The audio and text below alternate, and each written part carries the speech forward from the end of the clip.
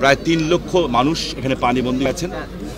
গতবার আমরা এখানে জেলা পরিষদের সহযোগিতায় চন্দনশীল এখানে আছেন, আমরা তার সহযোগিতা নিয়ে এখানে পানির মোটর পাম্প বসিয়েছিলাম ৩টা এবং প্রায় অর্ধ কোটি টাকার উপরে, এবং একটা ট্রান্সফরমার ছিল। এই ট্রান্সফরমারটা খুলে নিয়ে যাওয়া হয়েছে। এটার কারণে এইবার এই পানিটা, এই যে ঝড়টা হয়েছে, বৃষ্টিটা হয়েছে, প্রচুর পরিমাণ পানি জমে গেছে। এবং আপনারা যেটা বলেছেন স্বচক্ষে দেখেছেন, এটা সত্য। বাড়িঘর তো বাড়িঘরই, মসজিদের আজান দেওয়ার জায়গা পর্যন্ত নাই, মন্দিরে জায়গা নাই, এবং নর্দমার ময়লা পানি এবং বাথরুমের সমস্ত ময়লা যে মসজিদ মন্দিরে সব জায়গায় ঢুকে বসছে। এই জন্য আমি দুঃখিত এবং লজ্জিত। এটা জাতির জনকের কন্যা শেখ হাসিনার সরকার। আপনারা আমাকে প্রশ্ন করেছেন যে এলজেডি এখানে ব্যর্থ কিনা। এটা সত্য কথা যে এলজেডিতে আমরা প্রজেক্ট দিয়েছি, তবে এলজেডি ব্যর্থ না। এই কারণে বলবো যে আমাদের মাননীয় এলজেডি মন্ত্রী যিনি আছেন, তিনি অত্যন্ত সুদক্ষ এবং মেধাসম্পন্ন ব্যক্তিত্ব, এবং উনি চান সারা বাংলাদেশি কাজগুলি হোক। নিচের লেভেল থেকে হয়তো এখন পর্যন্ত ওনার কাছে যে এই প্রজেক্টটা পৌঁছায়নি।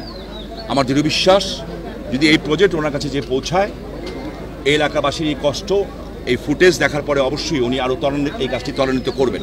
একটা ট্রান্সফরমার যেটা লাগবে সেটা আমি আমার নিজের ব্যক্তিগত পকেটে পয়সা দিয়ে কিনে দিচ্ছি, কারণ এই ছোটো ব্যাপারে তাকে আমি বিরক্ত করব না।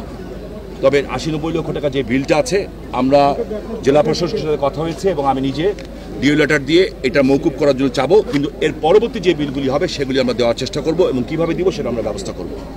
তো আমি আশা করি এই ঘটনার পার্মানেন্ট সমাধান করতে এলজেডির হেল্প লাগবে।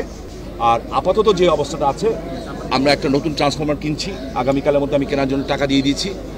এখানে যিনি বিদ্যুৎ বিভাগের লোক আছেন অক্লান্ত পরিশ্রম করছেন, আমাদের লোকরাও পরিশ্রম করছেন। সো আমি বিশ্বাস করি আগামী 2-3 দিনের মধ্যে এই পানি আমরা নামিয়ে ফেলতে পারি। এই জায়গাটার টেকনিক্যালি ব্যাপার আছে, আমরা সেনাবাহিনীকেও নিয়ে এসেছি। সেনাবাহিনীর যারা কাজ করছেন, যে আমাদের ডিএনবি প্রজেক্টের ওনারা এবং এলজেডি ডিপার্টমেন্ট দুজনে এসে দেখেছেন। দেখার পরে এটা নর্মালভাবে পানি পাস আউট করা যাচ্ছে না, এটাকে অন্যভাবে কীভাবে পাস আউটটা করতে পারবে, এটা একটা সম্পূর্ণ টেকনিক্যাল ব্যাপার।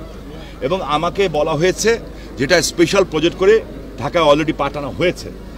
এখন আমরা তো অন্তত জটিলতা কিছু থাকেই। তো আজকের পরে আমি আমাদের অত্যন্ত সুযোগ্য মন্ত্রী যিনি আছেন, এলজেডি মন্ত্রী, আমি ওনার সাথে ব্যক্তিগতভাবে কথা বলবো, এবং অবশ্যই আপনাদের এই ফুটেজ তো টেলিভিশনে যাবে, এটাও আমি ওনাকে পাঠাবো। এবং আমার মনে হয় আমার কথাও বলতে হবে না, উনি এত একজন সুযোগ্য ব্যক্তিত্ব, উনি এবং আমাদের নসরুল হামিদ বিপু, ওনারা যখন এই ফুটেজটা দেখবেন, আমার বিশ্বাস আমার যেমন আমার এলাকার প্রতি টান আছে, ওনাদেরও এই বাংলাদেশের সব এলাকার প্রতিও টান আছে, এবং এই সমস্যার সমাধান ওনারা করে দেবেন ইনশাল্লাহ। ময়লা ফেলাটা যার যার সচেতনতার ব্যাপার, ঠিক আছে। আমরা ডিএনডি এলাকাতে আজকে আমি কথা বলেছি, 40টা ডাস্টবিন করা হয়েছে। আমি চেয়ারম্যান সাহেব যারা আছেন তাদের কাছে অনুরোধ করব, আমার ডিএনডি যে আছে আজকে কথা বলেছি, আমি আরও 60 আরও 60টা আমরা করব, কি বলে ডাস্টবিন আমরা করব। এরপরে যদি কেউ ময়লা ফেলে, এটা হলো ইউনিয়ন পরিষদের চেয়ারম্যান মেম্বারদের ব্যাপার, তারা শাস্তিমূলক ব্যবস্থা গ্রহণ করবেন।